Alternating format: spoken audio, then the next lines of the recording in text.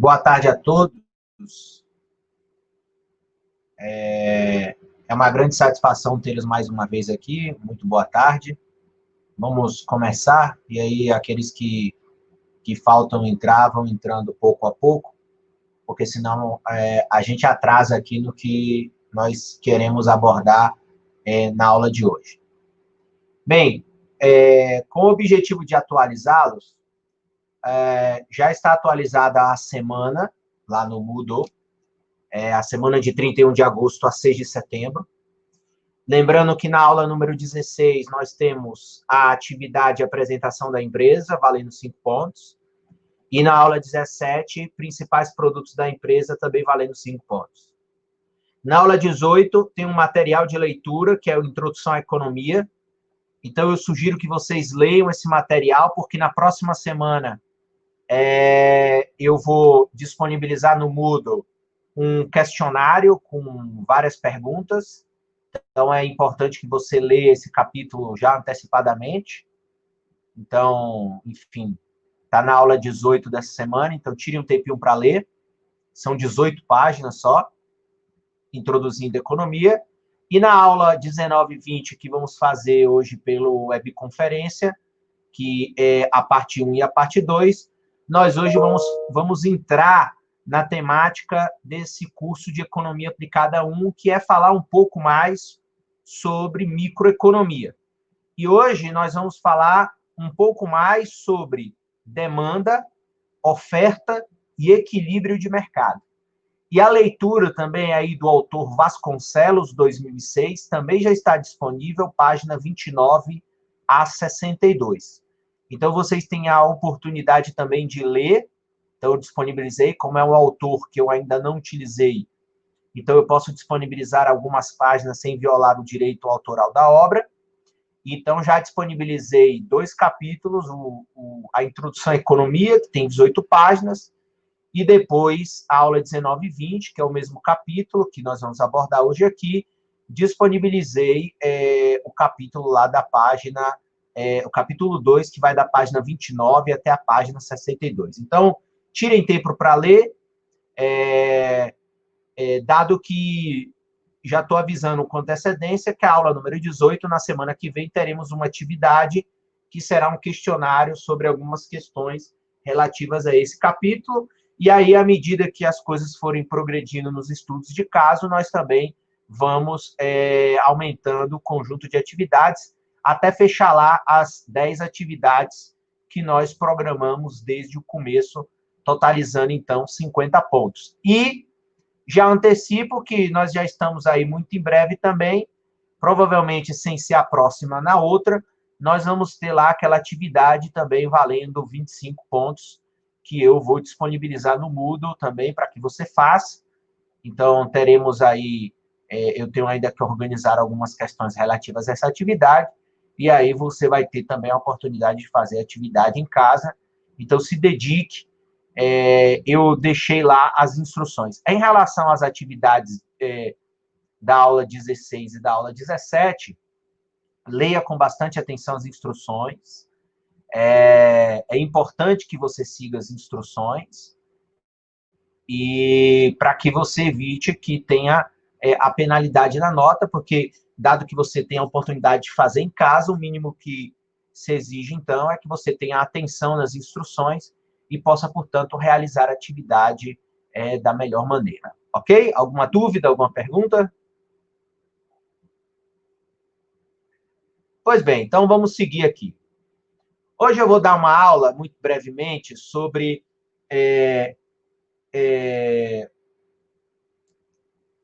demanda, oferta e equilíbrio de mercado. E essa nossa aula está baseada nesse livro aí do Vasconcelos, 2006, página 29 a 62. É um livro que tem uma linguagem simples para quem não é economista.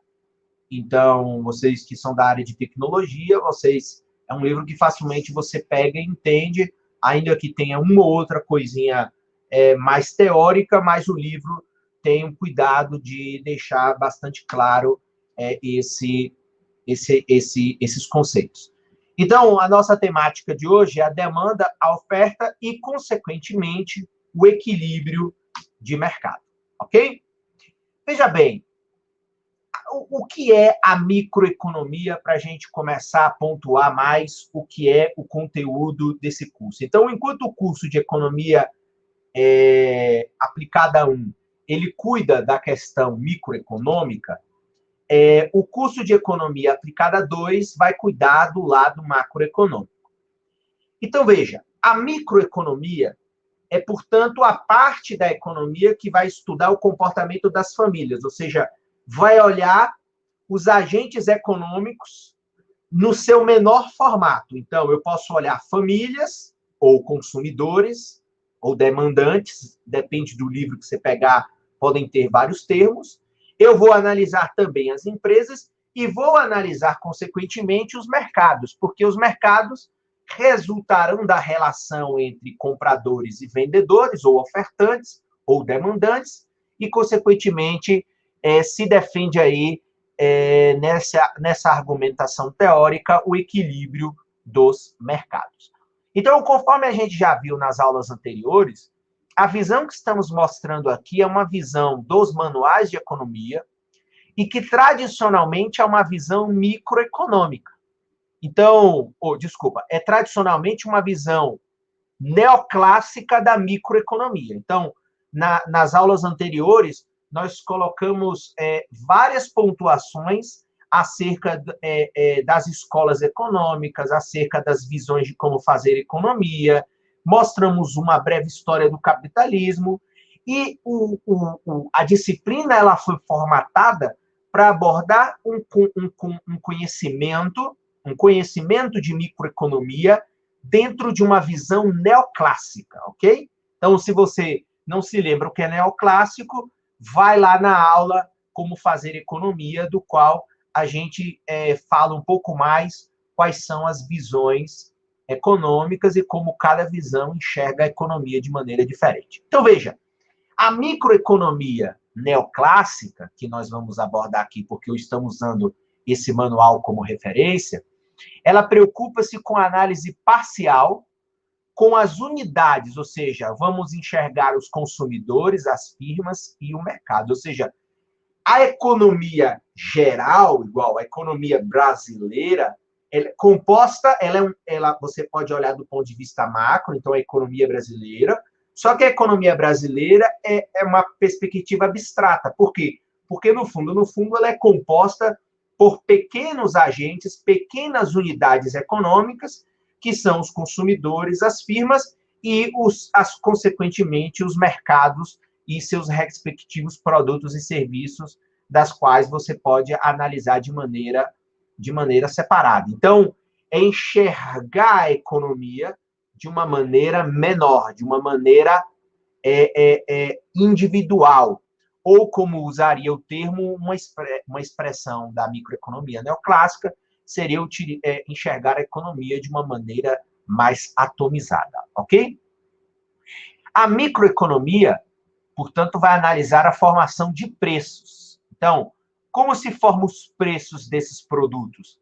Essa visão vai dizer que esses preços se formam no mercado, ou seja, a relação entre compradores e vendedores no mercado formará, consequentemente, o preço deste produto. Portanto, essa é uma visão do que é a microeconomia como sub-área da economia. E a microeconomia, ela não pode ser confundida com a administração. Então, veja, o foco não é empresa. Então, quem estuda administração foca em empresa, foca na gestão da empresa, no comportamento financeiro da empresa, nos recursos humanos da empresa, na logística da empresa. A ideia da microeconomia é focar no mercado. Então, eu posso estudar o mercado de TI, igual vocês estão com estudos de caso de várias grandes empresas de tecnologia. Então, a microeconomia vai analisar o mercado dessa tecnologia, dando atenção a como funcionam as empresas, como funcionam os consumidores, ou como os consumidores tomam decisões econômicas, e como eles dois, consumidores e empresas, vão interagir neste mercado de tecnologia. E aí você analisa os fatores econômicos que determinam tanto o comportamento do consumidor, então, o que faz um consumidor comprar um produto da Apple e não da Intel, e não da HP, e o que faz a empresa produzir um computador do tipo A e não do tipo B. Então, é isso que a microeconomia vai tentar, em última instância, analisar de maneira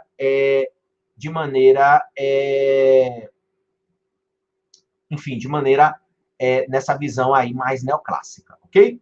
Alguma pergunta, alguma dúvida nesse primeiro momento? Pois bem, por isso que eu incluí os estudos de caso como uma forma de vocês terem uma perspectiva prática,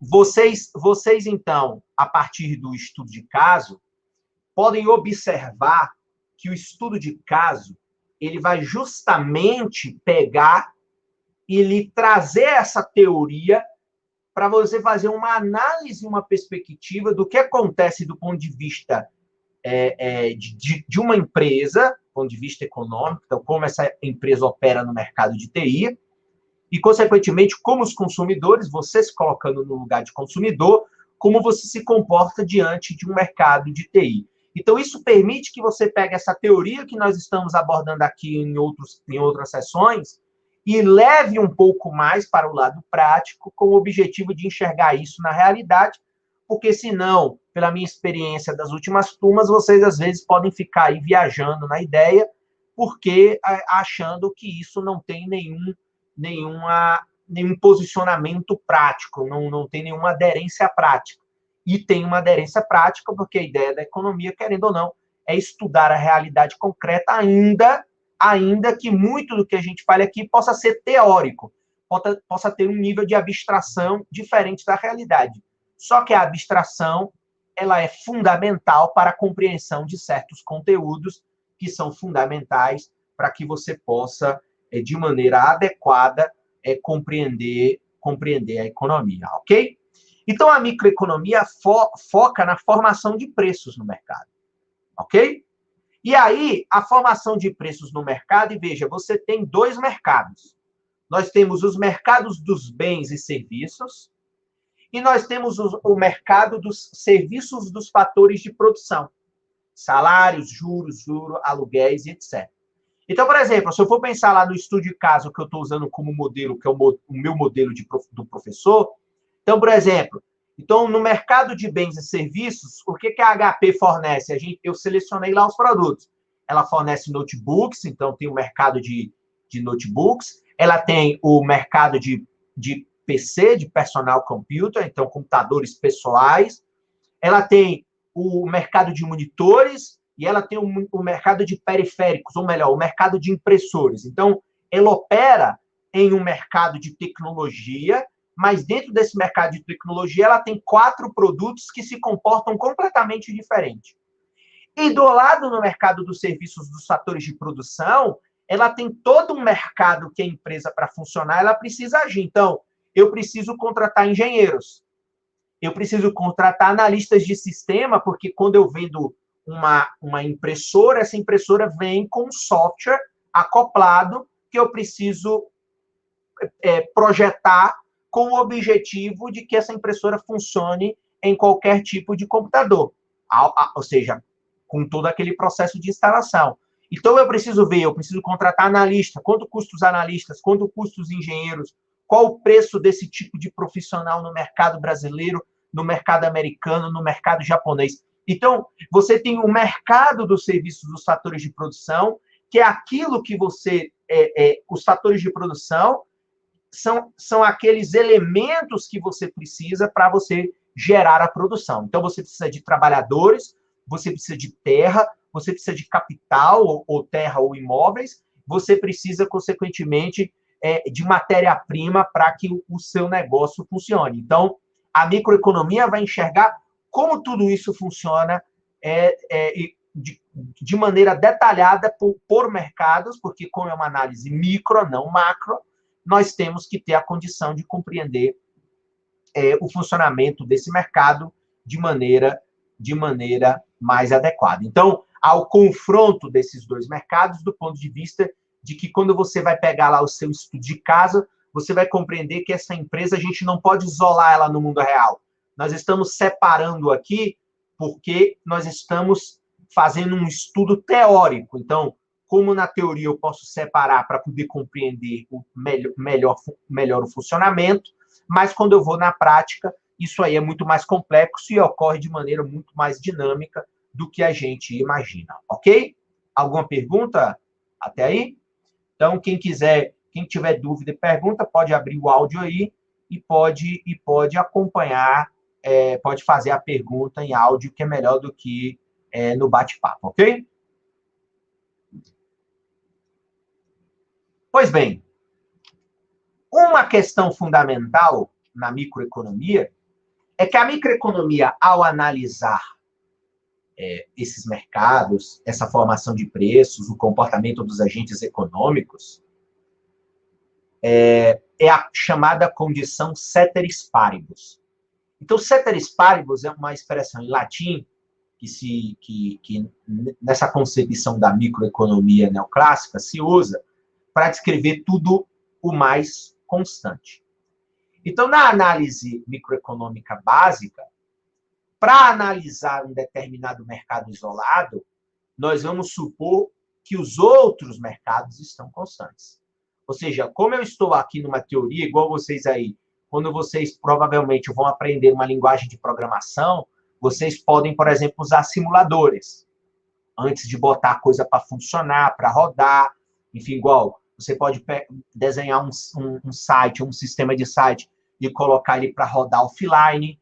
É a mesma coisa na economia. Então, quando eu vou analisar um mercado, um determinado mercado, igual vamos analisar um mercado de tablets, eu considero que todos os outros mercados vão ficar parados, congelados, para que eu possa fazer a análise desse mercado específico, ainda que do ponto de vista real isso não seja verdadeiro. Só que a ideia aqui é justamente esse, é justamente a gente permitir a análise adequada do cenário microeconômico que eu quero estudar. Então, eu congelo o resto, mantenho o resto constante e faço uma análise detalhada, uma análise focada, uma monoanálise, né, uma análise de apenas um mercado, e aí eu posso, portanto, tirar algumas conclusões, ainda que sejam conclusões, a princípio, teóricas, mas que, consequentemente, a ideia da teoria é que ela reflita, em alguma medida, a realidade concreta, ok? A compreensão da realidade, da realidade concreta. Portanto, ao realizar uma análise, eu vou supor que o mercado em estudo não afeta e nem afeta os demais, e, portanto, essa é apenas uma simplificação que permite uma análise teórica. É como, igual o pessoal na engenharia, o cara lá que estuda engenharia civil, ele faz uma maquete ali também, é um projeto onde tudo mais está constante. Então, ele não fez o projeto na realidade, e o projeto dele, aquele projeto, ele não vai testar terremoto, ele não vai testar a chuva, ele não vai testar sol, ele não vai testar nada.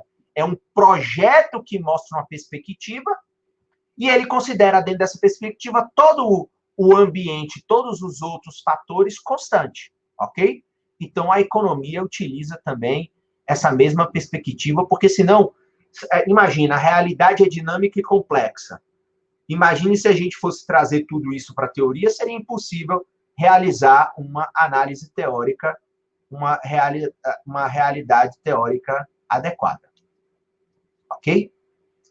Isso é a ideia que a gente tem aí em relação a essa questão da condição ceteris paribus, ok? Alguma pergunta? Vamos lá.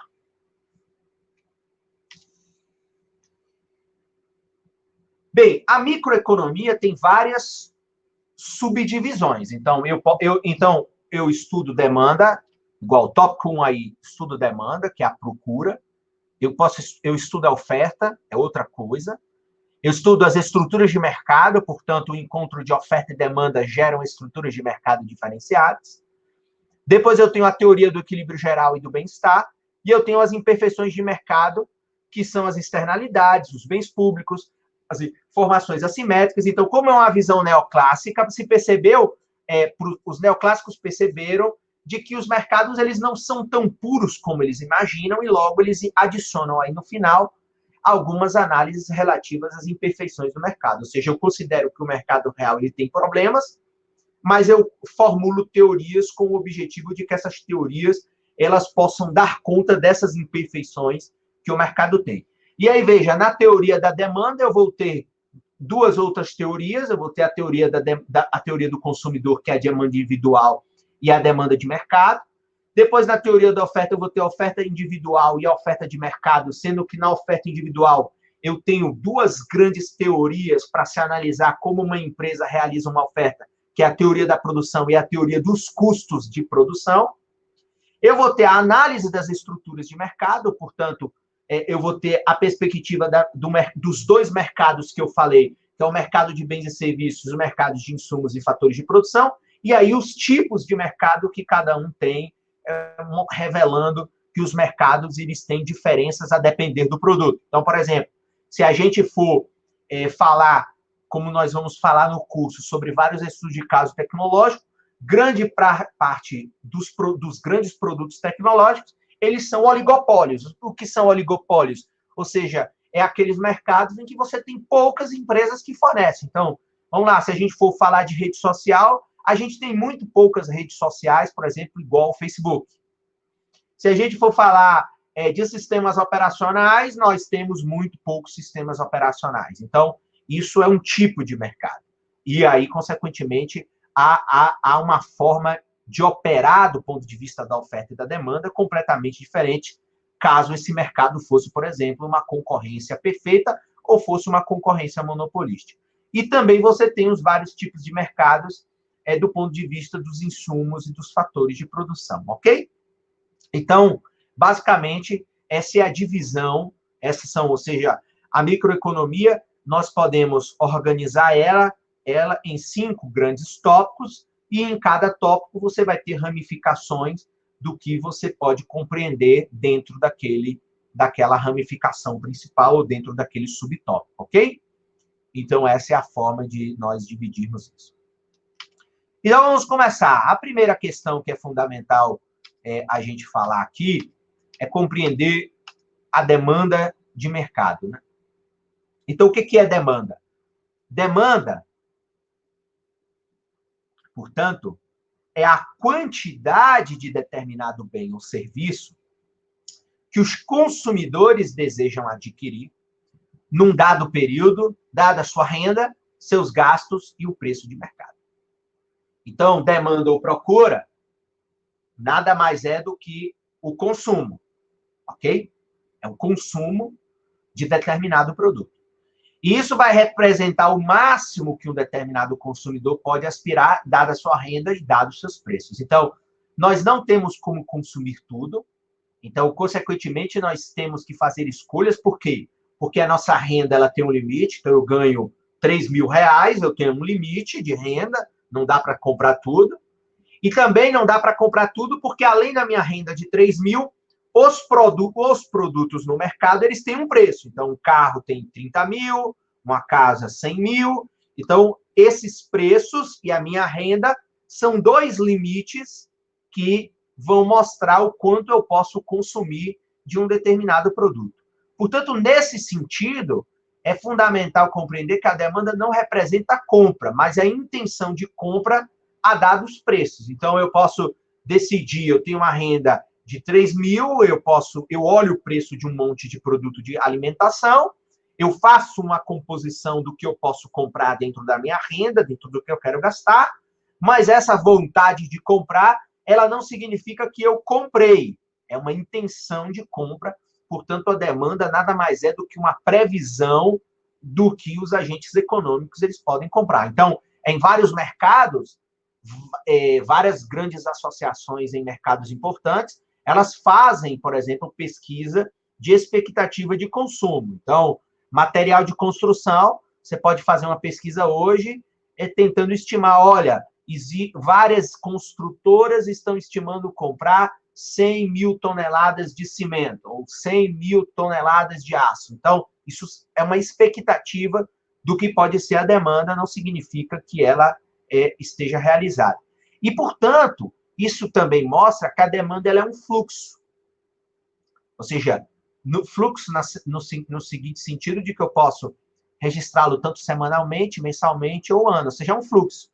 Então, tem um tempo. Então, eu quero comprar 2 quilos de feijão por mês. Então, eu tenho um fluxo. Então, no próximo mês eu compro mais 2, no próximo eu compro mais 2, no próximo eu compro mais 2, no próximo eu compro mais 2.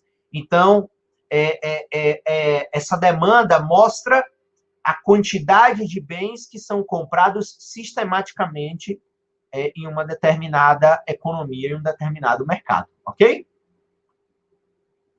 E aí, alguns fundamentos que são muito básicos para se entender a teoria da demanda.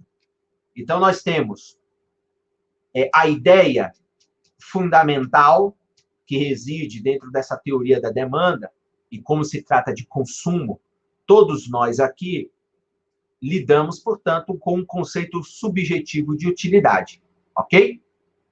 Então, veja, a utilidade, ou seja, quando eu compro algo, quando eu compro uma geladeira, eu compro essa geladeira porque ela tem que ter uma utilidade. Essa utilidade da geladeira, do carro, do sofá, da televisão, ela é subjetiva. Por quê? Porque ela vai representar o grau de satisfação, o grau de bem-estar que eu, consumidor, posso ter ao adquirir determinado bem, a depender da forma como eu também estou atribuindo a utilidade a este bem. Ok? Então, essa é a teoria do valor e utilidade, que pressupõe que o valor de um bem se forma pela sua demanda, ou seja, pelo grau de satisfação que esse bem representa para o consumidor. E aí vem uma grande diferença, que é até uma pergunta que está embaixo. Qual a diferença entre o valor de um bem e o preço de um bem? Qual a importância dessa visão utilitarista hoje? Então, veja, essa visão, querendo ou não, ela é uma visão econômica do ponto de vista subjetivo. Por quê? Porque ela vai depender do comportamento dos indivíduos. Em várias regiões, várias cidades, vários países, por exemplo, a utilidade que os agentes econômicos dão a determinados bens é completamente diferente. Igual, o americano gosta de carro grande que gasta muito combustível. O japonês gosta de carro pequeno, carro econômico, para ele poder lidar com um espaço que é menor. O europeu pode talvez gostar de um carro médio. Então, tudo é carro, mas cada lugar, o consumidor tem um grau de satisfação no tipo do carro que é diferente, porque a sua percepção de bem-estar é também completamente diferente. E aí vem a pergunta, né? Qual é a diferença entre bem e preço? Veja, preço, todos os produtos, eles têm um preço, mas nem todos têm utilidade. Então, por exemplo, eu não demando cigarro. Eu não compro cigarro. O cigarro, ele tem um preço. O maço do cigarro, ele tem um preço. Se eu for no mercado ali ou na vendinha, ele tem um preço. Mas ele não tem utilidade para mim, porque eu não fumo. Então, se eu não fumo, o cigarro não tem utilidade, mas ele tem um preço. Mas ao não ter utilidade, ainda que ele tenha um preço, porque querendo ou não, ele tem um custo de fabricar, ele tem um custo da matéria-prima, ele tem um custo do trabalhador, para mim ele não tem utilidade, então eu não vou demandar cigarro porque eu não fumo.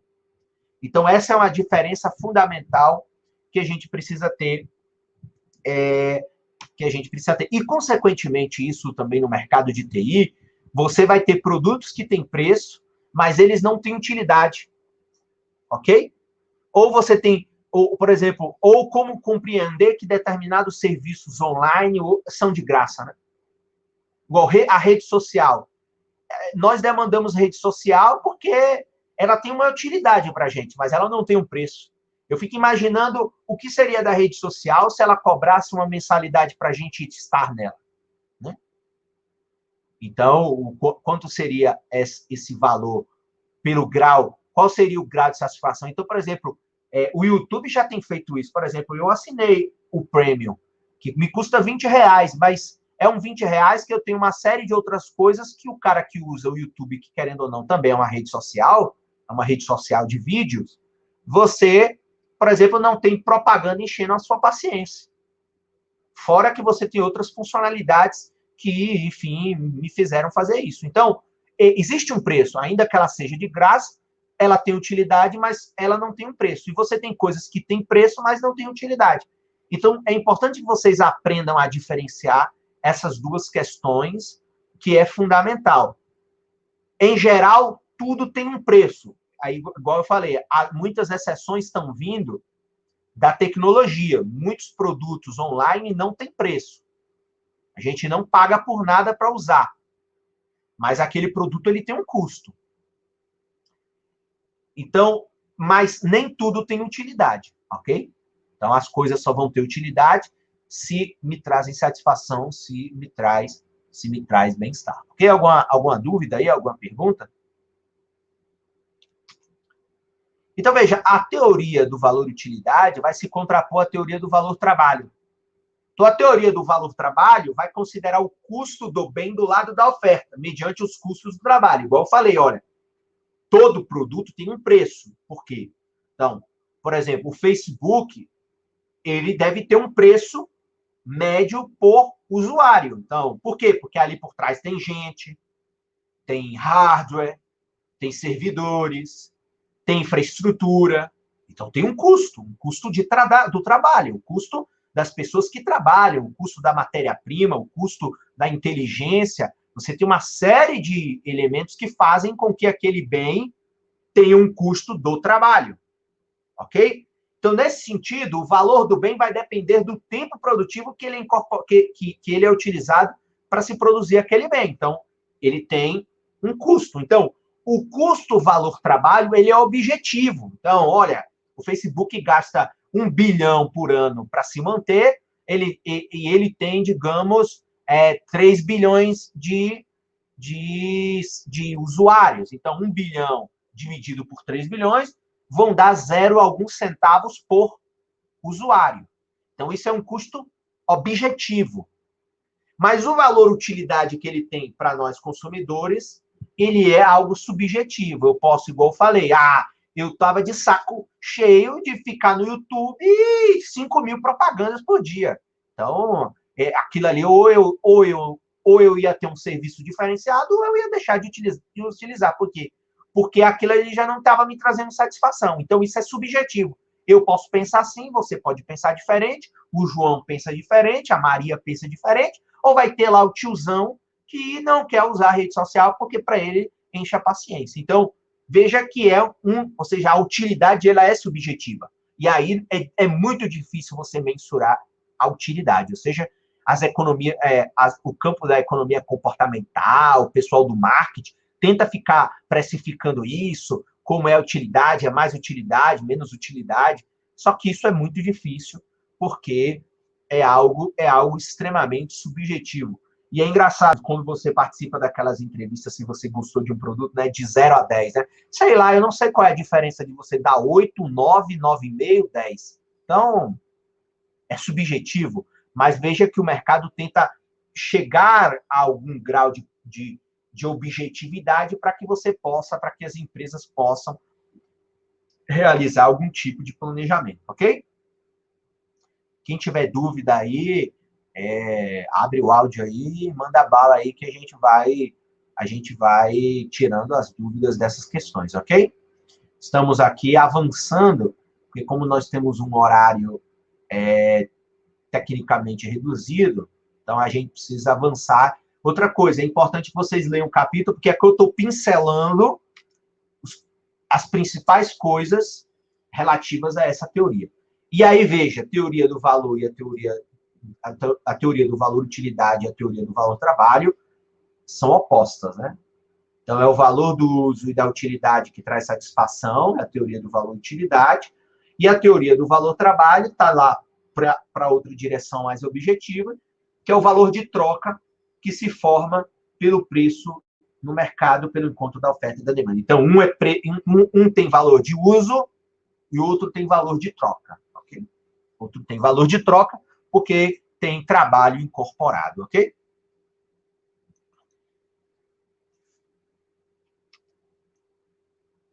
Portanto, a teoria da demanda se baseia na teoria do valor-utilidade.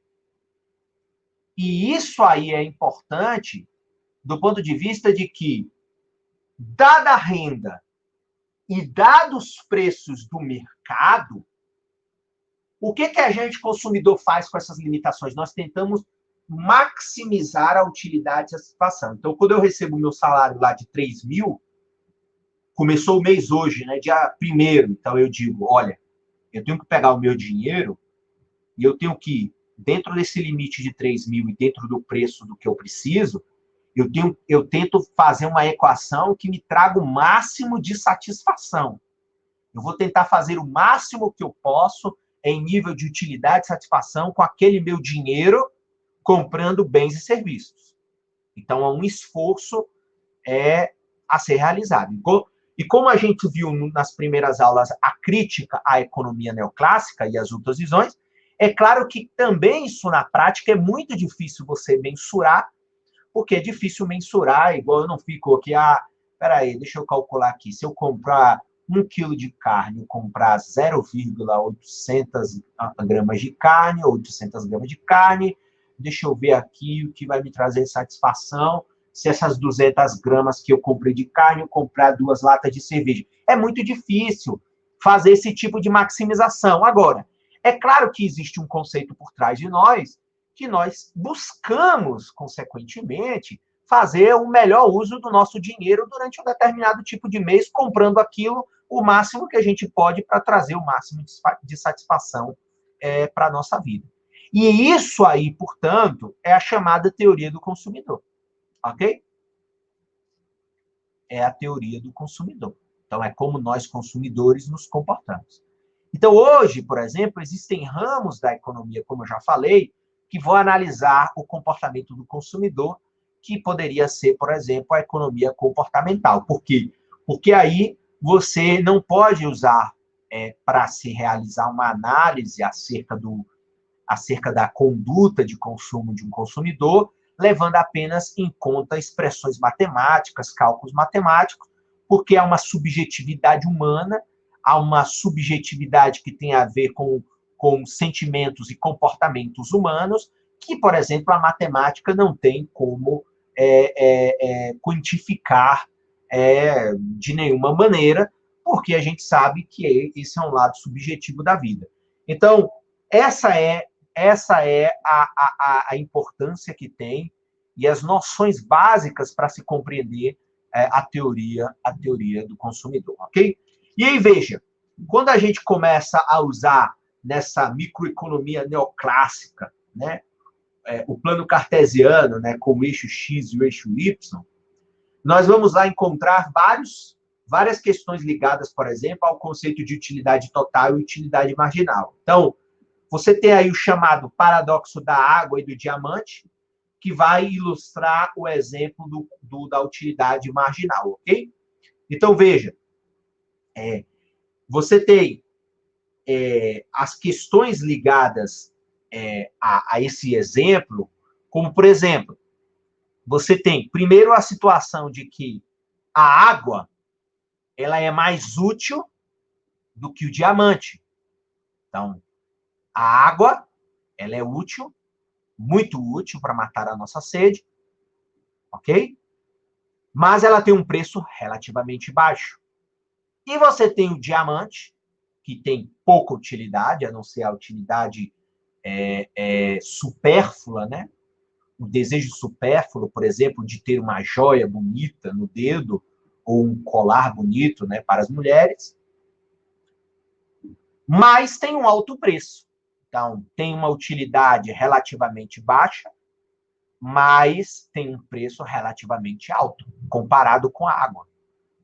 Então, isso vai explicar, né, por que a água mais necessária é tão barata e o diamante, que é um supérfluo, tem preço tão elevado. Então, isso vai ser resultado da lei da oferta e da demanda. Então, água, você tem muito, mas diamante, você tem pouco. Consequentemente, o diamante vai ter um preço mais alto, ainda que não tenha tanta utilidade, ok? E a questão da utilidade marginal, igual vocês estão vendo aí, no primeiro plano cartesiano, nós temos a utilidade total. Então, veja, à medida que nós vamos consumindo mais produtos, nós vamos tendo mais satisfação, ok? Então, você quer tomar uma lata de cerveja, ele traz uma satisfação. Se você tomar a segunda, ele traz outra satisfação. A terceira, outra satisfação. A quarta, outra satisfação. Então, quanto maior a quantidade consumida, então, quanto mais eu vou em direção à seta, mais eu consumo esse produto e mais a minha curva também fica ascendente no sentido de que maior é a minha utilidade. Mas quando eu enxergo a utilidade marginal, eu vou ver que ela é decrescente. O que isso quer dizer? Isso quer dizer, por exemplo, você compra um computador top. Nossa, você vai ficar 100% satisfeito. 100% satisfeito. Você não tinha nenhum computador. Você ficou 100% satisfeito. Você está pulando de alegria com o seu supercomputador. Só que se você comprar o segundo computador, não vai ter a mesma satisfação do primeiro, porque você já tem um. Então, digamos que o segundo computador lhe traz uma satisfação de 50%. E se eu lhe der o terceiro computador, como você é só uma pessoa, não dá para usar 3 computadores ao mesmo tempo, você vai ficar menos satisfeito aí. E se eu lhe der o quarto computador, talvez nem te interesse ter o quarto computador, ou o quinto computador, ou 10 computadores. Ok? Só para você. Então, isso mostra que quanto mais a gente consome, mais a nossa utilidade aumenta. Mas à medida que a gente consome mais, a nossa utilidade marginal, que é a utilidade de adicionar mais um produto, lhe traz menos satisfação. Então, ter 10 computadores lhe trará mais satisfação do que ter um. Só que o primeiro computador lhe traz muita satisfação e o último computador lhe traz 1% de satisfação. Então, um lhe dá 100% e o último lhe dá 1%. Então, isso é uma utilidade que decresce. À medida que eu consumo mais, eu tenho menos satisfação. Percebe? Então, isso aí é uma teoria fundamental. Alguma pergunta em relação a essa questão de utilidade? Alguma dúvida? Alguma pergunta em relação a isso? Então, isso aí é fundamental para que a gente possa entender, ok?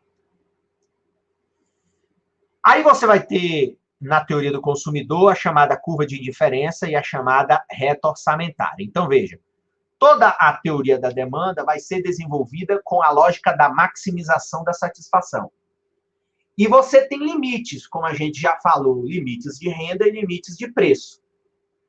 E, consequentemente, você vai ter uma curva de indiferença que vai mostrar as suas cestas de mercado, as combinações do que você pode consumir, e você vai ter a reta orçamentária, que é justamente o limite que a sua renda impõe para o seu consumo. Então, por exemplo, talvez muitos de vocês gostariam de consumir, por exemplo, um MacBook de Ultra Power Super da Apple. Mas nem todos nós temos renda, porque talvez esse MacBook Apple custe lá 15 mil reais. Então, o que limita? O que limita é a minha renda. A minha renda, ela é um limite. Você cria um obstáculo e logo você vai escolher produtos que lhe permitam a compreensão do que você pode ou não consumir. Então, vamos começar. Veja, eu tenho aí na curva de indiferença, que é esse gráfico também, um plano cartesiano, que vai lhe mostrar lá as preferências que eu tenho como consumidor.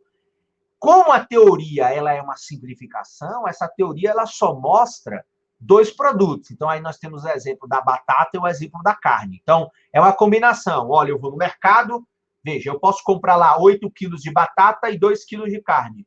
Ou eu posso comprar 5 quilos de batata e 3 quilos de carne.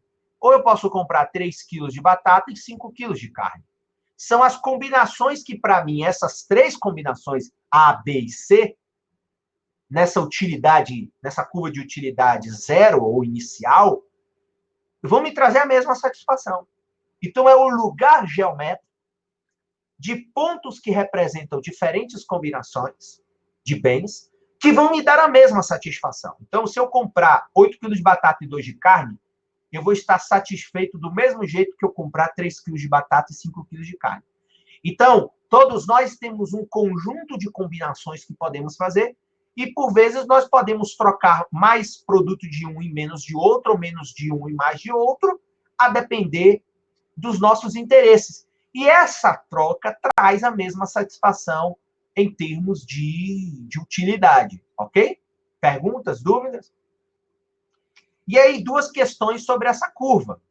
Ela tem uma inclinação negativa, então, se a gente voltar aqui, você pode ver, portanto, que ela tem uma inclinação negativa. Então, o eixo X, para aumentar, diminui o eixo Y, ok? Então, eu tenho uma inclinação negativa, o que mostra que, como a gente tem limite de consumo, para que eu aumente o consumo do produto batatas, eu tenho que diminuir de carne.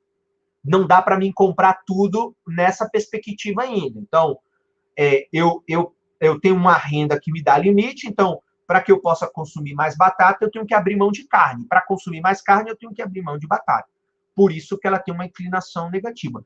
E ela é convexa em relação à origem, porque justamente a taxa marginal de substituição vai diminuindo à medida que eu aumento a quantidade de carne e reduz a quantidade de batatas. Ou seja, para que você tenha, portanto, o mesmo nível de satisfação, mesmo que em níveis quantitativos ali, né, 3, 5, 8, possa lhe dar uma percepção de que você está inferior no nível de consumo, mas não é. Então, essa inclinação, esse formato da curva lhe permite, portanto, que você tenha uma taxa marginal de substituição que lhe permita esse grau, essa manutenção do nível de bem-estar, ok? Alguma dúvida aí? Alguma questão? Não. Tá bom, Kelly. Obrigado aí pelo feedback. Aí nós temos um mapa de indiferença, ou seja, nós temos uma curva de consumo. Vários desejos nós vamos combinando essas nossas vontades e estabelecemos lá ela. Então, cada curva representa determinado nível de utilidade. Então, eu tenho lá a curva de utilidade original, a curva de utilidade 1, o 1 e o 2. Então, quanto mais alto, mais satisfeito eu fico. Por quê? Porque o princípio dessa teoria que a gente falou nos slides passados o propósito é maximizar a utilidade. E a maximização da utilidade na microeconomia neoclássica significa o quê? Significa que eu tenho que consumir mais produto. Essa é a métrica dessa teoria. Então, quanto mais eu consumo, mais eu estou satisfeito. Ok? Ainda que a minha utilidade marginal, como a gente viu, seja menor. Então, qual é o nosso sonho? O nosso sonho é sempre estar numa curva de escolhas maior, mais longe da origem aí do plano cartesiano. Então, isso aí é o nosso desejo. E em relação à restrição orçamentária, como é que funciona a restrição orçamentária? Então, é uma reta, veja, é uma reta que vai mostrar o montante de renda. Então, como eu falei lá, eu tenho uma renda de 3 mil. Então, vamos supor que essa reta orçamentária, essa RO, seja minha renda de 3 mil. Então, ela vai me mostrar o máximo que eu posso comer de batata lá no topo, ou o máximo de carne que eu posso comprar com o meu salário. Então, eu tenho lá 3 mil reais. Eu posso gastar 3 mil com batata, então eu compro tudo de batata e 0 de carne, ou eu compro 3 mil de carne e 0 de batata. Então, é o limite que eu posso comprar. Então, hoje, 3 mil reais, vamos supor, se o cara fosse gastar, nessa hipótese nossa aqui, tudo com carne, uma carne aí, sei lá, a 40 reais o quilo, você vai ver qual é o máximo de carne que eu posso comprar, ou você pega lá o quilo da batata, sei lá, 3, 4, 5 reais, e você vai ver o quanto de batata eu posso comprar. Então, eu tenho esse limite, que é quanto eu ganho. Ok? Quanto eu ganho vai definir claramente a quantidade de produtos que eu posso utilizar. Ok? Então, veja, a restrição orçamentária vai definir a partir da linha, ou seja, essas linhas de preço ou reta orçamentária, vou mostrar, como eu falei, as combinações máximas possíveis dos bens. a partir de de uma dada renda e de um dado preço. E aí, lembrando, eu tenho esse limite de consumo. Mas se lembre que há duas coisas que podem variar. Os preços podem diminuir, portanto, eu posso consumir mais. Então, eu vou ali no sonho de todo brasileiro, a gasolina ficar barata. Então, se a gasolina ficar barata, eu posso colocar mais combustível na minha motinha. Então, eu vou consumir mais, mesmo com a minha renda de 3 mil. Ou eu posso ganhar mais. Eu posso receber uma promoção no trabalho e agora eu ganho R$ 3.500. Então, eu tenho mais R$ 500 para gastar em consumo. E veja, enquanto a curva de indiferença vai se referir ao conjunto de bens e serviços que o consumidor deseja, subjetivo, a restrição orçamentária mostra aquilo que eu posso. Então, eu posso até ter aquelas curvas de indiferença que a gente mostrou, né? O primeiro. Então, eu vou voltar aqui para você verificar. Então, eu posso ter até essas curvas que vão mostrar aquilo que eu desejo. Só que a restrição orçamentária mostra o que eu posso. Então, ali é um desejo, né? Então, a gente deseja ter um helicóptero, ter uma Ferrari, você deseja ter aí um computador o super, mais super para você programar, mas isso aí é o desejo. Quando a gente coloca a renda, a gente vê o que a gente pode consumir, ok? Então, essa é uma diferença fundamental. Então, claramente, a linha orçamentária ela vai representar um menu de opções que o consumidor poderá comprar. É um menu, ok? Esse menu é como enfim, é um cardápio. É o cardápio de bens que eu posso comprar, ok? E aí, dentro dessas opções, eu vou escolher qual é a opção que me traz melhor satisfação. E aí, o que eu chamar de equilíbrio de consumidor? Então, veja, eu tenho horas do desejo, mas quando vem o meu salário, eu tenho uma realidade. E aí eu preciso cruzar esse meu desejo com a minha realidade para ver aquilo que eu posso consumir. Então, o consumidor, quando ele tem, portanto, a sua curva de utilidade tangenciando a restrição orçamentária, então, veja, eu tenho lá a minha renda de 3.500, a minha RO original, minha renda orçamentária, e aí eu tenho a minha curva de utilidade, aquilo que de fato eu posso consumir com essa renda. E vamos lá, por exemplo, ela vai tangenciar lá num nível de 5 de batata e 3 de carne. Então é o que vai me permitir combinar para gastar minha renda toda. Porque nesta teoria também está se fazendo a suposição de que você utilize essa reta represente a sua renda total para você alocar em dois produtos. Ainda que seja uma perspectiva limitada, seja uma perspectiva muito, enfim, realmente muito teórica, porque nós não compramos só dois produtos, nós temos que, ao pegar nosso salário, distribuir uma infinidade de produtos que a gente precisa consumir, internet, luz, água, telefone, comida, restaurante, diversão, não sei o quê, aplicativo, isso, conta de celular.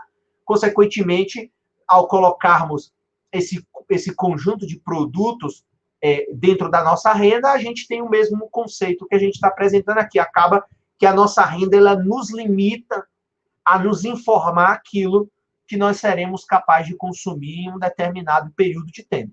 Então, é basicamente isso que a gente pode, ok? Alguma pergunta aí, alguma dúvida? Então, há algumas situações alternativas de equilíbrio do consumidor. Então, veja, o consumidor ele está sempre disposto a buscar situações que maximizem sua satisfação, dada a sua renda e dado o seu preço, e dado aqueles bens e serviços que ele pode adquirir a esses preços. Então, veja, em cada curva de utilidade, eu posso ter uma reta orçamentária que vai me mostrar que, por exemplo, se eu ganho 3 mil, eu vou estar na reta orçamentária na RO original. Mas se o meu patrão me der uma promoção e eu passar a ganhar 5 mil, eu posso passar para a reta orçamentária 2. E aí eu posso consumir, neste caso de aumento de renda, eu posso consumir mais batata e mais carne ao mesmo tempo, porque, consequentemente, a minha renda mudou e a minha restrição orçamentária se deslocou para cima. E o mesmo princípio a gente pode usar caso eu tenha, por exemplo, o meu salário seja cortado ou eu perco o emprego. Consequentemente, a minha restrição orçamentária ela vai diminuir, ela vai se deslocar para a direita desse gráfico, desculpa, para a esquerda desse gráfico, ela vai se deslocar para a esquerda desse gráfico e, consequentemente, eu vou me aproximar da origem do plano cartesiano. E isso vai significar, neste caso, menos consumo de batata e menos consumo de carne. Então, é um raciocínio lógico que já está incorporado aí, consequentemente, na nossa vida, porque dá para se perceber claramente como isso funciona na prática. E quais são aí algumas variáveis que afetam a nossa demanda? Algumas variáveis nos afetam claramente o nosso comportamento de consumir. Então, por exemplo, a riqueza e a sua distribuição, a renda e a sua distribuição, os preços dos outros produtos. Então, há produtos que nós podemos consumir mais ou menos porque o preço de outros produtos mudou, ok? Então, por exemplo, consequentemente, se o preço da gasolina fica barato, é possível que a gente se sinta mais estimulado a comprar uma motoca. Então, o consumo de motos aumenta porque o preço do combustível, digamos, caiu 50%, e isso incentiva as pessoas agora a terem meio de transporte. Ou se a gasolina subir mais, eu deixo de comprar moto e vou comprar uma bicicleta, porque a gasolina está tão caro que até de moto é inviável andar. Então, aí eu troco o produto. Então, o preço dos outros bens também influencia o consumo de um determinado bem. Fatores climáticos e sazonais vão mudar o nosso consumo. É o caso, por exemplo, dos produtos agrícolas. Propaganda que nos estimula e nos influencia de maneira muito forte a decidir o que consumir mais e o que consumir menos. Igual, a propaganda pode nos dar um conceito de que é melhor consumir carne do que consumir batata. Então, talvez nós, brasileiros, vamos estar estimulados porque a carne é um sinônimo de riqueza aqui. Mas talvez para um finlandês ele prefira consumir batata, porque tradicionalmente a dieta dele já se compõe de muita batata. Então, veja que a propaganda, a questão cultural lá, os hábitos, os gostos, as preferências dos consumidores, elas mudam e, consequentemente, tudo isso muda aquilo que nós vamos demandar, ok? E as expectativas sobre futuro e crédito também mudam. Então, por exemplo, há determinados produtos que, se a gente tem crédito, a gente compra. Se a gente não tem, a gente não compra. É o caso de casa. Por exemplo, Minha Casa Minha Vida fez isso. Então, como Minha Casa Minha Vida disponibilizou crédito para o camarada que ganhava um salário mínimo e ele podia comprar uma casa pagando uma prestação de 200 conto, de 100 reais, ele, consequentemente, comprou uma casa. Então, o consumo de casa foi resultado de uma expectativa de crédito que ele teve, que se realizou, e, consequentemente, permitiu que ele comprasse esse determinado tipo de bem. Então, veja que muitas coisas afetam a demanda. E, consequentemente, como... Oi, o Lucas... É uma perguntinha sobre o anterior. Por exemplo, a experiência de consumo entraria nessa parte de hábitos, gostos e preferências também? Sim, também. Então, as experiências de consumo, tudo isso muda. Igual, por exemplo, vocês que são da área de TI podem notar, se vocês forem bem atentos a isso, veja como qualquer produto online, você já viu que sempre tem degustação? 30 dias sem pagar, ou então o cara lhe dá assim, no pacote básico você pode usar isso. Isso tudo é isso aí que você falou. Ou seja, a partir do momento em que eu faço o cara degustar algo que ele não conhece, eu não conheço isso, eu vou pagar nada, mas na hora que o cara me oferece de graça, tá bom, eu vou lá, e vai que eu gosto. E é isso que acontece. Muitos gostam e, consequentemente, muitos passam a assinar ou a consumir aquele determinado produto. Por isso que é uma prática do pessoal de tecnologia fazer degustação, experiência. Tem outros termos aí que eles usam também, com o objetivo de fazer com que eu altere o seu interesse pela demanda. Percebeu? Eu acho que é isso que se faz muito, né? Você tem vários exemplos aí, né? Agora nessa pandemia. Por exemplo, não é à toa que, por exemplo, o Google Meet virou de graça, sempre foi pago esse troço aí agora virou de graça. Por quê? Porque ele está vendo outros aí oferecendo de graça, ou seja, o consumidor está passando horas e horas na plataforma de outros, ele prefere trazer também para dele, oferecendo de graça, porque, querendo ou não, ele tem outros produtos que você também pode se interessar. Então, isso aí é a experiência, a degustação, enfim. E aí você, ou pode entrar também na propaganda, Lucas. Enfim, isso aí depende de onde a gente esteja querendo tomar uma percepção dessas variáveis que afetam a demanda. Ok.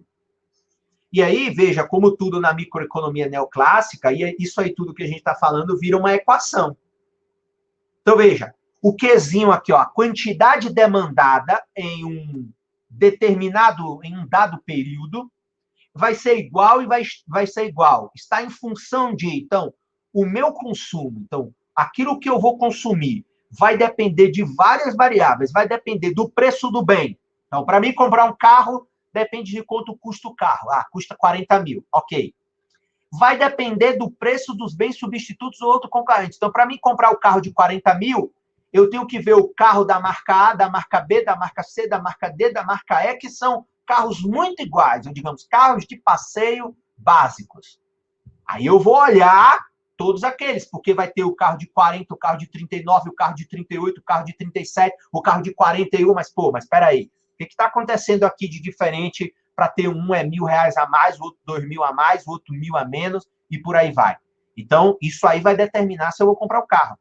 Aí eu vou depender também aí do preço do PC, que seria o preço dos bens complementares. Ó, para mim comprar o meu carro de 40 mil, não vai depender só do preço do carro, do preço dos outros carros, mas vai depender também do preço daqueles bens que eu preciso também ter para utilizar o carro. Então, poxa, quanto está o preço da gasolina? Quanto está o preço do seguro? Quanto está o preço dos impostos que eu preciso pagar? Então, tudo isso vai influenciar. Então, se o IPVA ficou mais barato, se a gasolina está mais barata, se o preço do pneu em geral está mais barato, o preço do seguro agora tem uma mega promoção, porque o Brasil ninguém mais rouba carro. Então, tudo isso vai depender, tudo isso vai influenciar o meu consumo. Aí, eu também, para comprar o carro de 40 mil, vai depender da minha renda. Então, hoje eu estou ganhando 3.500, não dá.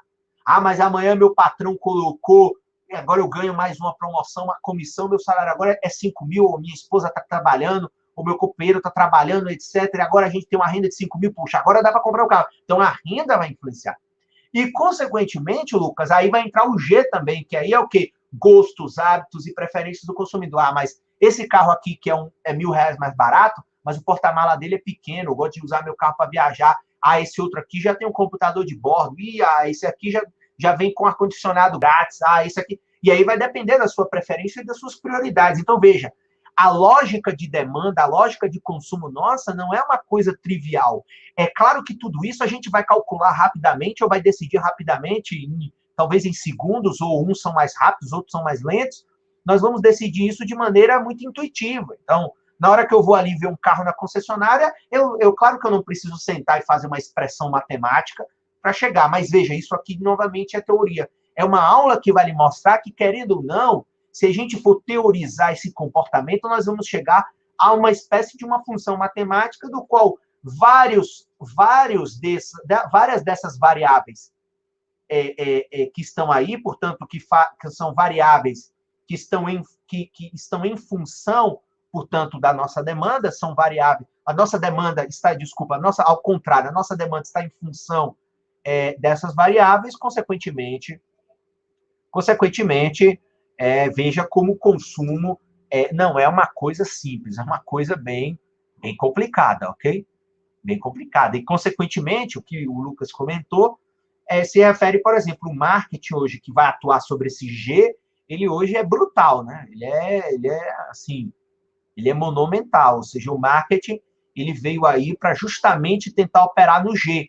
Porque, querendo ou não, os outros elementos aí, eles são muito técnicos. E só o G é muito subjetivo e é aquele que vai te permitir comprar pela emoção, não pela razão. Porque se a gente for pelo preço do bem, pelo preço dos substitutos, pelo preço dos bens complementares, pela renda, isso aí é muito objetivo. Querendo ou não, é matemática. Então, eu ganho 3.500, não dá para comprar um carro de 40 porque eu preciso pagar uma prestação de 900. É quase 30% da minha renda. Então, não dá. Ainda que tecnicamente dê pela lógica do endividamento de 30%, mas é muito, porque ainda tem imposto, ainda vou ter gasolina, ainda vou ter seguro, eu ainda vou ter carro, então eu vou gastar quase 50% da minha renda para andar com carro. Mas quando você tem uma jogada de marketing que influencia o cara, não, compre que você vai ser feliz, compre que é legal, compre que você vai chegar na festinha e você vai ser o mais bonito, compre que não sei o quê, compre que isso vai te dar felicidade, você às vezes esquece toda essa razão e realmente passa a consumir o produto de uma maneira muito mais impulsiva do que racional, ok? Alguma dúvida em relação a isso? E aí você... Tranquilo? Beleza. Então, vamos seguindo aqui. Então, a relação entre a quantidade demandada e o preço do próprio bem vai se basear, portanto, na lei geral da demanda. Então, a quantidade demandada de um bem ou serviço varia na relação inversa do seu preço. E aí, agora, vamos falar do conjunto, né? Então, veja. Qual é o nosso comportamento dentro dessa teoria? Nosso comportamento é o seguinte, olha lá. A quantidade demandada de um determinado bem em um dado tempo está em função do preço do bem. Aí agora nós vamos pegar aquela equação completa e vamos fazendo as decomposições. Então, a primeira decomposição é a seguinte: uma lei fundamental é essa. Então, a quantidade demandada está em função do preço, supondo condição ceteris paribus, todas as outras variáveis constantes. Então, veja, todos nós somos influenciados e motivados a comprar mais, quanto mais o preço ficar barato. Então, se o preço do computador ficar barato amanhã, você vai lá comprar outro. E se ficar mais barato, você vai comprar outro, e outro, e outro. Por isso que essa curva ela está inclinada negativamente, porque se lá, no eixo X, o PI, o preço em um dado momento, for 5, você vai comprar 10 quantidades. Mas se o preço for 1, você vai comprar 30. Então, além da gente querer mais, toda vez que um produto fica mais barato, a gente tende a comprar mais e não menos. Portanto, é a relação entre a quantidade demandada e o preço do bem. Então, é uma relação inversa. Então, menor o preço, maior a quantidade demandada. Maior o preço, menor a quantidade demandada. Então, essa é a relação inversa, que também é um conceito muito básico, né? Basta ver comida, né? Se o preço da carne amanhã baixar, consequentemente, a gente vai comprar mais, né? Se o preço da cerveja baixar, a gente vai comprar mais. Se o preço, enfim, de chocolate baixar, nós vamos comer mais. Então, é uma tendência, caso o preço baixe, é uma tendência a consumirmos mais. Ok? A relação entre a quantidade demandada e o preço do próprio bem tem duas outras questões que são chamadas de efeito substituição e efeito renda. Então, o efeito substituição é o seguinte: o bem fica mais barato relativamente aos concorrentes, com o que a quantidade demandada aumenta, ok? Então, isso aí é claramente o efeito substituição. O bem fica mais barato relativamente aos concorrentes, com que a quantidade demandada aumenta, ok? Então, esse é o efeito substituição. E o efeito renda é o seguinte: com a queda de preço, o poder aquisitivo do consumidor aumenta e a demanda tende a aumentar. Então, mais uma vez, eu já falei, não é a gente pode comprar mais e consumir mais, não é porque só o preço variou. O preço da batata ficou mais barato, o preço da carne baixou, do leite baixou. Mas a gente também pode ganhar mais, o que significa que a gente está mais rico. E ao estar mais rico, nós vamos demandar mais também, mesmo que o preço continue 1. Então, a gente ganha 3 mil com o preço 1, agora a gente ganha 4 mil com o preço 1. Então, consequentemente, a gente tende a consumir mais, ok? Agora, lá na equação, outras duas coisas importantes. Qual é a relação entre a quantidade demandada e o preço de outros bens e serviços? Então, a relação da quantidade demandada de um bem ou serviço com os preços de outros bens ou serviços vai dar origem a dois importantes conceitos, que é o conceito de bens substitutos e bens complementares. Então, bens substitutos ou concorrentes é o consumo de um bem substitui outro bem. Então, tudo isso mantendo constante. Então, veja, a quantidade demandada de um determinado bem num determinado bem está em função do preço de outro bem substituto. E isso vai ser. Então, o que eu quero dizer com isso? Quero dizer o seguinte, igual, se o preço da Coca-Cola aumenta, você, consequentemente, vai comprar agora a Pepsi. Se o preço do Pepsi aumentar, você pode comprar a Skin Cola. Ou você pode comprar o Guaraná Mineiro. Então, são bens muito similares, então por isso é bens substitutos, são bens muito próximos, do qual, se um aumenta, você passa a demandar o outro. Então, à medida que a Coca-Cola aumenta, a Pepsi pode aumentar a quantidade de Pepsi vendida. Então, a Pepsi vai olhar, ué, mas eu estou vendendo mais, o que está acontecendo? Não é porque a Pepsi ficou mais barata, é porque a Coca-Cola ficou mais cara. Então, você tem produtos substitutos que fazem com que exista essa troca dos bens. É a mesma coisa agora com o carro flex. Então, se a gasolina ficou muito cara, você vai ver se é possível usar etanol. Ou se o etanol ficou muito caro, a relação que existe lá, que tem uma relação de eficiência, então aí você troca, você volta a consumir gasolina. Então, nós vamos consumir determinados produtos a depender do preço de outros produtos, ok? E os bens complementares é o que eu já falei. Então, tem bens que nós consumimos em conjunto. Então, se o preço do carro ficou mais barato, consequentemente, nós vamos comprar carro e vamos consumir mais combustível. Ou se o preço do combustível ficou barato, nós podemos nos sentir incentivados a ir comprar uma motoca, porque o preço que se complementa, ou seja, bens que você usa em conjunto. Então, eu não posso usar gasolina sozinha, não vou comprar gasolina para nada, só se for para tocar fogo em alguma coisa, e eu também nem vou... E para eu usar um carro a combustão, eu preciso ter combustível. Então, eu só posso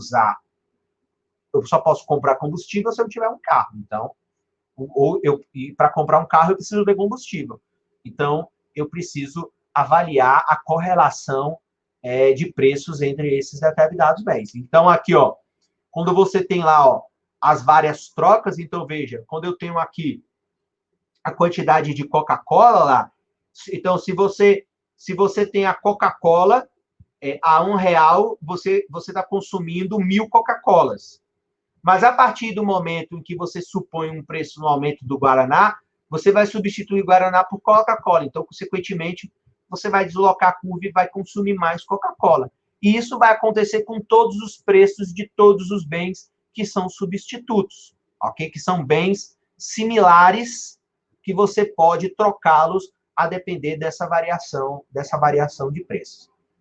E, no caso dos bens complementares, você tem aqui o seguinte, ou seja, mais uma vez tem um exemplo aí, ou seja, supondo um aumento no preço dos automóveis, ou seja, está caro eu comprar meu carro, está caro eu comprar minha motoca, consequentemente a minha quantidade de combustível consumido vai diminuir. Então, eu antes comprava 200 litros de gasolina a R$5, mas agora o preço do automóvel ficou caro, o preço do carro ficou caro, eu agora não vou comprar mais outro carro na minha família, consequentemente, eu vou diminuir o consumo de gasolina. E isso vai acontecer com todos os bens que você combina a sua utilização e, consequentemente, você vai ficar atento ao preço de um e atento ao preço de outro, ainda que, na realidade concreta, isso tudo seja uma percepção intuitiva que você tem. Ninguém senta e fica calculando esse negócio. Isso aqui, mais uma vez, é uma aula em que você sai um pouco da realidade, enxerga a realidade de maneira teórica e faz essas análises para que você tenha percepção de que isso é um comportamento econômico que os agentes têm aí na realidade concreta, ok?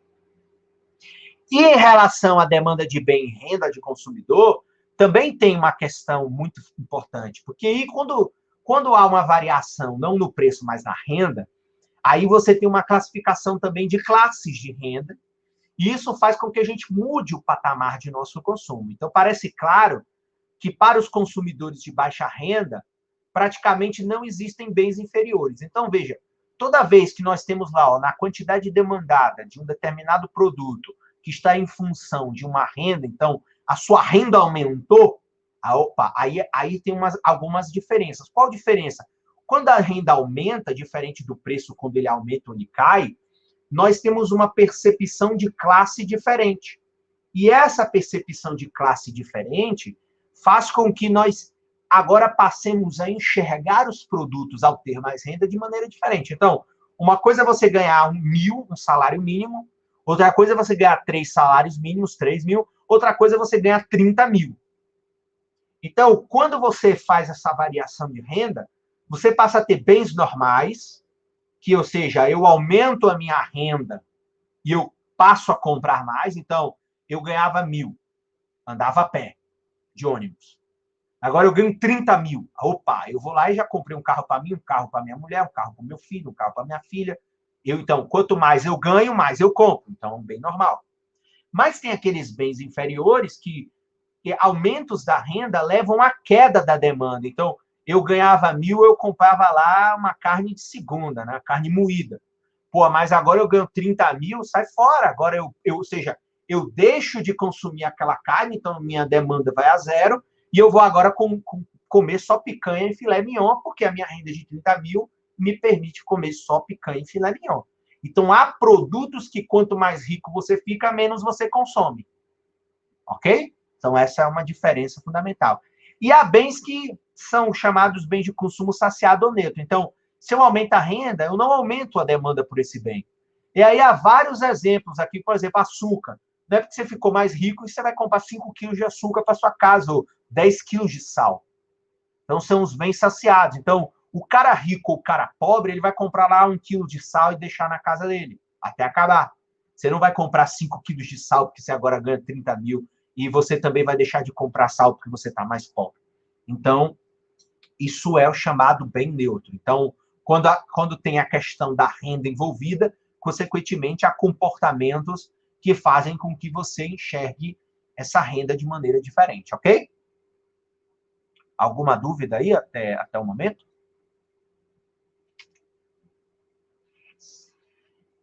E aí você tem, ó lá, o bem normal, o bem inferior e o bem de consumo saciado. Então, aumenta a renda, a carne de primeiro o cara passa a comprar, né? Então, aumentou sua renda, você vai deixar de comer patinho, osso e carne moída e vai comer picanha, filé mignon, né?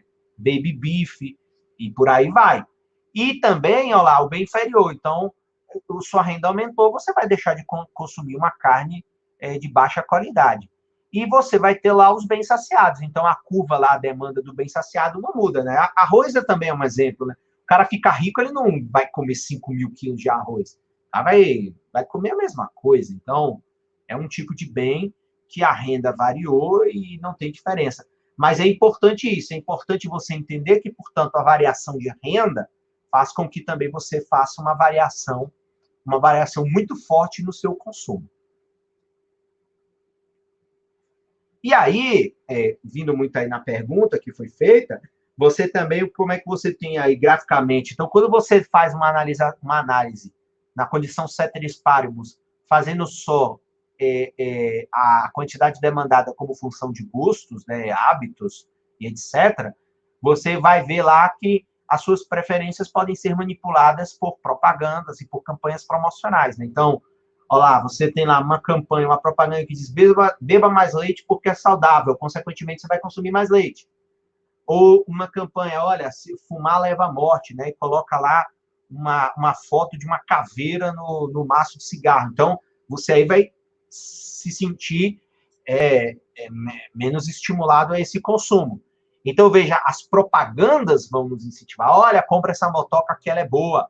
Mesmo que você more na cidade pequena, ela é uma motoca eficiente, barata, não tem seguro, não tem isso, não tem aquilo, não precisa de emplacamento, isso e aquilo.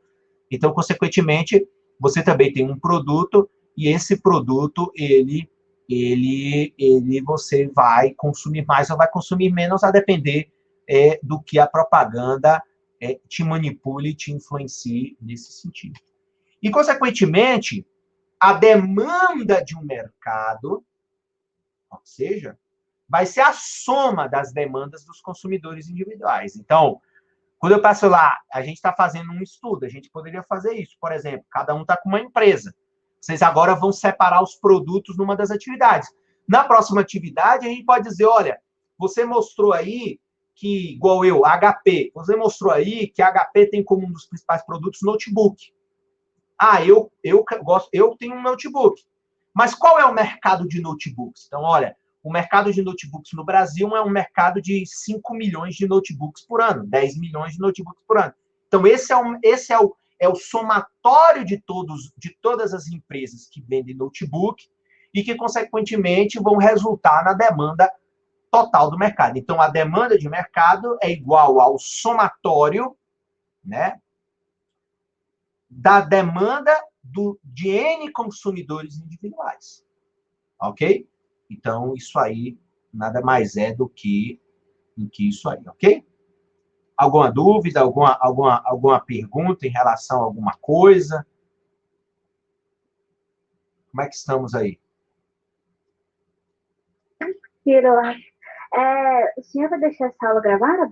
Vou deixar gravada. Eu estou gravando ela e vou, daqui a pouco, quando acabar aqui mais tarde, eu já disponibilizo ela lá no meu canal do YouTube. Tá bom? Então, até porque eu estou vendo aqui, foi até bom que você perguntou aí, estou dando uma verificada aqui, que eu acho que não vai dar para concluir tudo. Vamos fazer só a aula de demanda hoje, tá bom? Eu vou terminar a demanda e na semana que vem, a gente volta na oferta e no equilíbrio, e aí vai complementando, porque, enfim, essa é uma aula realmente um pouco mais longa, porque a gente tem que passar por alguns detalhes que são fundamentais, tá bom? Então, vamos continuar aqui. Ok?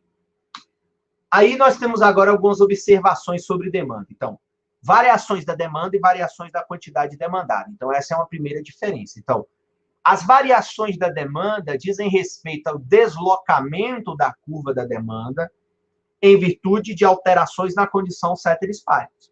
E as variações na quantidade demandada referem-se ao movimento ao longo da curva de demanda em virtude da alteração, por exemplo, do preço do próprio bem, sendo que as outras coisas elas vão se manter constantes lá naquela condição ceteris paribus, ok? Então, essa é uma diferença aqui fundamental. Então, você pode ter o deslocamento da demanda, ok? O deslocamento da demanda, igual aumentou a minha renda, eu desloco a minha demanda para baixo, por exemplo. Então, fiquei mais rico, vou consumir menos carne de segunda, eu desloco essa curva. Ou eu posso variar a quantidade demandada ao longo da própria curva. Então, se a gente for lembrar lá aquela nossa curva, então uma coisa é eu estar na mesma curva de indiferença e outra coisa é eu estar em outra curva de indiferença superior ou inferior, que vai ser um deslocamento de consumo. Então, se eu ficar mais pobre, por exemplo, agora estou rico, estou comendo picanha, estou comendo não sei o quê. Aí veio a crise, eu fiquei pobre. Eu deixo de comer picanha, então diminuo o consumo de picanha e volto a consumir carne de segunda. Então, isso aí é um deslocamento da curva. Agora, outra coisa é eu estou com a mesma renda e aí, em vez de eu agora consumir só picanha, eu resolvi agora que eu estou chique e agora eu vou comer pescado. Né? Eu vou comprar salmão, camarão, e aí eu vou deslocar, eu vou comer menos carne, não porque eu desloquei, mas porque eu agora fiz uma troca entre carne e pescado. Então, isso aí é um movimento ao longo da curva de demanda. Enfim, é uma forma de interpretar isso aí. E aí você tem a questão do conceito do excedente do consumidor. Então, o conceito do excedente do consumidor é o benefício líquido que o consumidor ganha por ser capaz de comprar um bem ou serviço. Ou seja, é a disposição do que você quer pagar como máximo e aquilo que você efetivamente paga. Então, há várias coisas no mercado que a gente se planeja pagar X, mas a gente consegue comprar X menos 1. Então, isso é um excedente de renda. Ou seja, aquela renda que a gente programou sobrou para a gente fazer outra coisa. Então, isso trata-se de um conceito útil, porque, particularmente lá na área de tributação, para avaliar a capacidade de pagamento dos contribuintes e na área de economia internacional, avaliar os ganhos e as perdas no comércio quando da imposição de algumas tarifas alfandegárias. Então, isso vai mostrar que o que é o conceito de excedente. O conceito de excedente vai revelar justamente isso. Vai revelar, por exemplo, olha lá, você tinha lá uma quantidade e você tinha um determinado preço. Então, o preço de mercado, você, por exemplo, se você pensasse que poderia ser R$200 o preço de um determinado produto, mas você encontrou ele a 120, significa que essa diferença entre 200 e 120 é o seu excedente do consumidor, é aquilo que você teve como sobra por encontrar no mercado, a preço de mercado, um produto com um valor muito menor do que aquele que você imaginou, ok? Outra observação adicional sobre demanda é também o paradoxo de Giffen, ou seja, então é uma exceção à lei geral da demanda, em que você tem uma curva de demanda que é positivamente inclinada, ou seja, há uma relação direta, portanto não inversa, como usual, entre a quantidade demandada e o preço também. Então, dessa forma, o preço de Giffen, que é o nome dado por esse economista, o Giffen, é um tipo de bem inferior, embora nem todo bem inferior seja um bem de Giffen. Então, é uma possibilidade teórica a mais para se compreender algumas questões relativas à demanda. Então, veja, o paradoxo de Giffen, ele tem como exemplo as batatas em uma comunidade inglesa do século XVIII. Então, olha lá, se o preço da batata aumenta, a quantidade demandada de batatas aumenta. Consegue perceber? O que diz a teoria fundamentalmente? A teoria fundamentalmente vai dizer o seguinte, olha, se o preço do produto aumenta, eu vou querer consumir menos produto e não mais produto. Mas no caso do paradoxo de Giffen, você tem essa situação. Então, o preço de um determinado produto aumenta e a quantidade demandada também vai aumentar.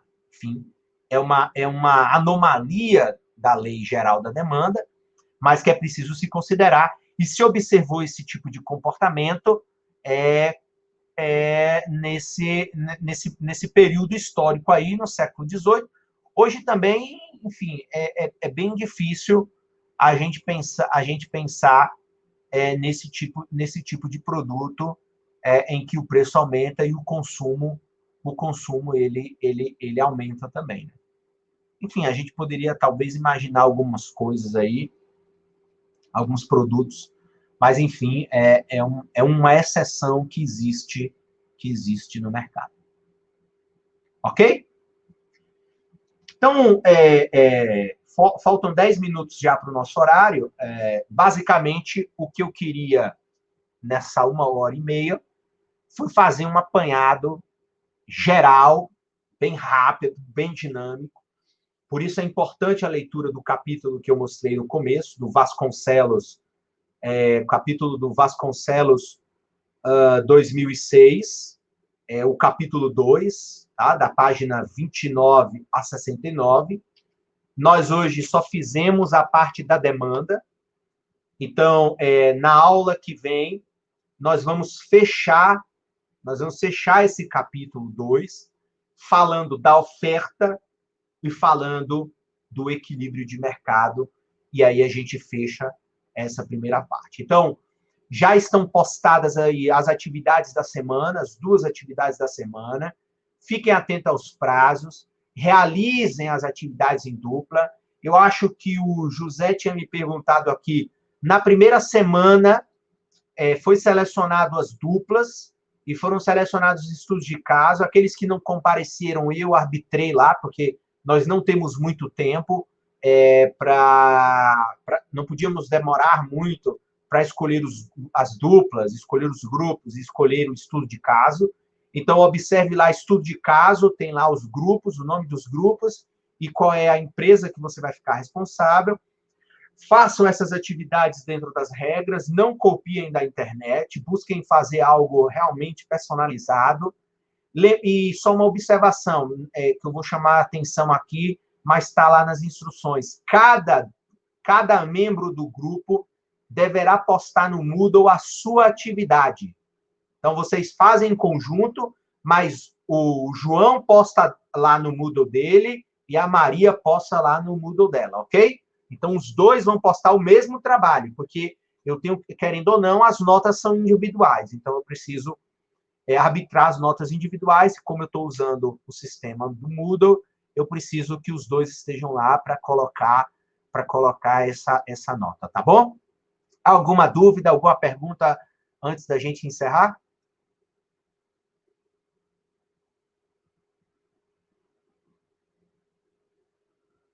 Não, por enquanto não.